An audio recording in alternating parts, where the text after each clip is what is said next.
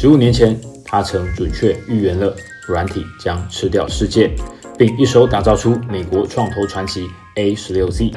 现在，当你我都焦虑 AI 是否会取代工作，他却看见了完全不同的剧本，变化没那么快。为什么呢？让我们跟着 Marc and Jason 思路，抢先剧透这场真实上演的科幻大片，看世界如何在我们眼前重新拆解。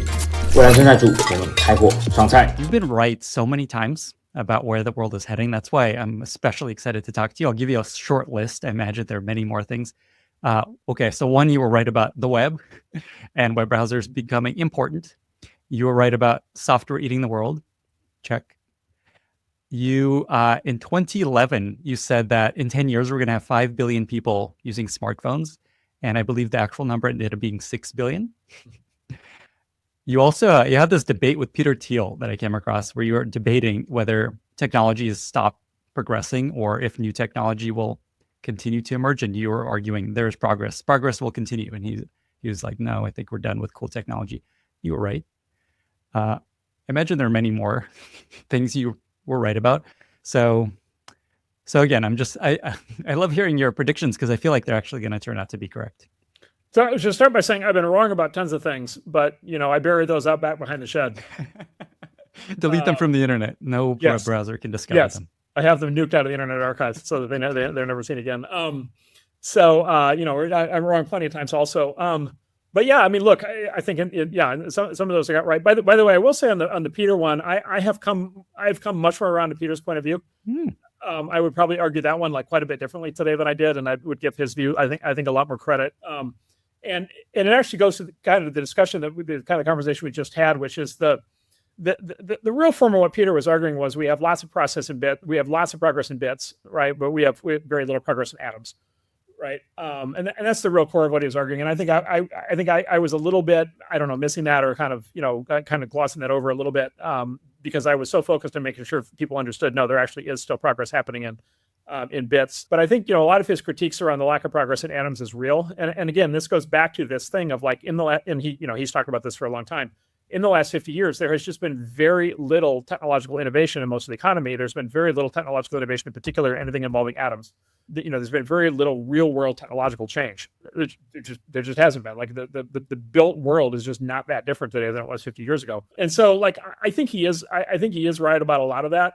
Again, this is also why I think that AI is not going to have as rapid an impact. It's not going to be, again, this kind of utopian or dystopian view of like everything changes overnight. I think it just kind of can't happen because of the reasons that Peter articulates, which is there's so much about how the world works that's basically just like wrapped up in red tape, like bureaucratic process, rules, restrictions, the politics. By the way, unions, cartels, oligopolies. There's all these structures in the world that are kind of economic or political or regulatory structures that basically prevent things from changing. And so, I mean, let's take a great example, like AI's impact on the healthcare system. Like by rights, AI is going to have a dramatic impact on the healthcare system and in very positive ways. But, large parts of the medical system today are cartels, right? And so there's the doctors are a cartel and like nurses are a cartel, like hospitals are a cartel. And then there's this push to like nationalize all the healthcare systems. And then you've got a government monopoly, right? And it's like, and guess what cartels and monopolies don't like is they don't like rapid change. Okay. I love the way you go from just like macro to just like N of one. And I want to go to N of one. A lot of the listeners of this podcast are product managers, they're engineers, they're designers. There's a lot of founders, but there's also a lot of non-founders. There's a lot of people building product that aren't founders. And obviously a lot of people are worried about where their career is going. Is one of these roles going to disappear? Is one of these roles going to do really well? How do I stay up to date? You're close with a lot of teams, a lot of product teams. What's your sense of just the future of these three very specific roles? Product manager, engineer, designer. This I think is a really funny question. So these three roles in particular, obviously, are kind of the central roles for building, for tech companies. So the way I've been describing it is, the concept of the Mexican standoff, right? Which is the movie scene where the two guys have guns pointed at each other's heads. Mm-hmm. And then if you watch like John Woo movies, he does the three-way Mexican standoff where you've got like a triangle, people and like and of course it's John Woo movie they've got guns in both hands, so they're all each is aiming at the other two. Yeah. And you got this kind of standoff situation. And so the way I've been describing this is there's like a Mexican standoff happening between those three roles, between product manager, designer, and coder. Specifically the following, which is every coder now believes they can also be a product manager and a designer, right? Because they have AI. Every product manager thinks they can be a coder and a designer. And then every designer knows they can be a product manager, right? And a coder, right? And so people in each of those roles now, know or believe that with AI, they don't need the other two roles anymore, right? They can do that because they can have AI do that. And then of course, there's the real irony, which is, all three of them are going to realize that AI can also be a better manager, right? So they're going to be aiming the guns up the org chart, but that's probably that's the next phase. And what I think is so fascinating about this Mexican staff is they're actually all kind of correct, I think, right? Which is AI is actually a pretty good, it's actually now a really good coder. It's actually now a really good designer, and it's also a really good product manager. Right, it's actually good at doing all three of those things, or at least doing a lot of the tasks involved in those three jobs. And so again, this goes back to the super empowered, this kind of idea of the super empowered individual, where if I'm a coder, step one is like I need to make sure that I really understand AI coding and like what that means and how coding is going to change in the future. I need to understand, specifically how to go from being a coder who writes code entirely by hand to being a coder who orchestrates a dozen instances of coding bots. There's a change in the actual job of coding itself, which is happening right now.